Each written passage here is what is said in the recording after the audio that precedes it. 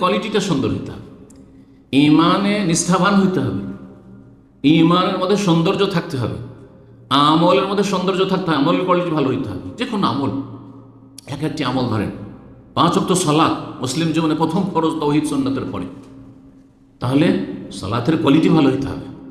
তার আগে আপনার ইমানের কোয়ালিটি ভালো হইতে হবে। আজকাল অধিকাংশ মুসলিম যারা ইমানের দাবিদার, যারা ইমানের ধার ধারে না, কোনো চিন্তাই করে না, তাদের কথা তো বাদ দেন, কিন্তু যারা ইমানের দোহাই দেয়, ইসলামের দোহাই দেয়, ইমান ইসলামের কাজ করেও তাদের অধিকাংশের ইমানের কোয়ালিটি এত দুর্বল, কচুর পাতার পানির মতো।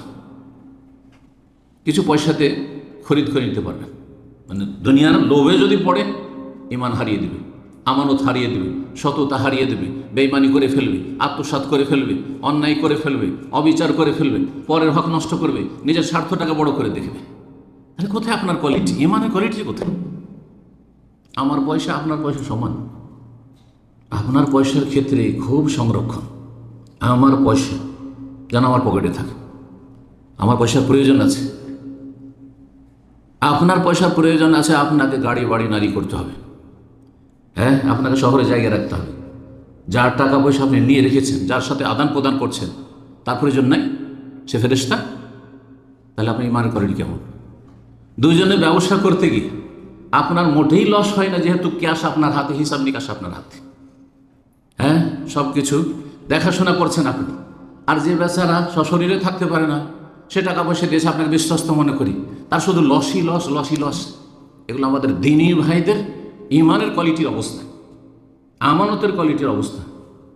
তাহলে অত সোজা জান্নাত নয়। আম হাসিবতুম আন তাদখুলুল জান্নাহ, আল্লাহ বলছেন ধারণা করেছো এত সহজ জান্নাত, এত সহজ জান্নাত। আম হাসিবতুম আন তাদখুলুল জান্নাহ, এত সহজ জান্নাত নয়, কিন্তু সহজ করার জন্য সেই পথের পথিক হইতে হবে। এমন কঠিনও না, কিন্তু আপনি সেদিকে যাওয়ার চেষ্টা করছেন না। আপনার ইমানের কোয়ালিটি কেন এত ডাউন? আপনার আমলের কোয়ালিটি কেন এত ডাউন? নামাজ পড়ছেন, আপনার বডি নামাজ পড়ছে, আপনার অন্তর দিয়ে আপনি নিষ্ঠার সাথে কেন নামাজ পড়ছেন না? আপনি রোজা রাখছেন, শুধু পানাহার থেকে বিরত থাকছেন, কিন্তু বিভিন্ন পাপে জড়িয়ে থাকছেন। আপনি রোজার যে উদ্দেশ্য সেটা কেন আপনার মধ্যে আসছে না? যাকাত দিচ্ছেন, কিন্তু সেই ইখলাসের সাথে কেন দিচ্ছেন না, নিষ্ঠার সাথে কেন দিচ্ছেন না? আল্লাহর সাথে আপনার সদাচরণটা কতটুকু? এহসানুল আমলের ক্ষেত্রে এহসান।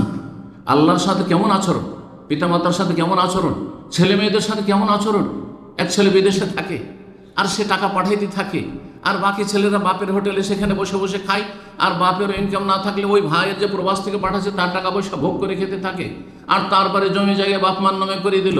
কারণ আমাদের দেশে বলে এটাই কথা, এটাই ধর্মকর্ম, তাদের ইসলামের ধার ধারে, ইসলামী শিক্ষার ধার ধারে না, যে ছেলেরা যা ইনকাম করবে বাপ মা যাদের বেঁচে আছে তাদের নামে সব কিছু করতে হবে, সব গেল তার নামে। আর তারপরে তখন ভাগযোগ করে যে একটা টাকা সংসারে দেয়নি তাকে সমানভাবে ভাগ করে দিলেন। কোথায় পেলেন এটা? তাহলে আপনার আমলে ইসলাম কোথায়? আপনার আমলের কোয়ালিটিতে এহসান কোথায়? কি ভালাই করলেন আপনি আপনার ছেলে মেয়ের সাথে, হ্যাঁ, যে পাবে না তাকে দিলেন আপনি, আর যার পুরো সম্পদ তার সাথে অবিচার করলেন, দুর্ব্যবহার করলেন আপনি। এটি জান্নাত পাওয়া যাবে? এত সহজ নয়। আল্লাহকে ভয় করুন, আল্লাহকে ভয় করুন। জান্নাত যদি পেতে হয় আর জাহান্নাম থেকে বাঁচতে হয়, আল্লাহ যেন বোঝার তৌফিক দান করে।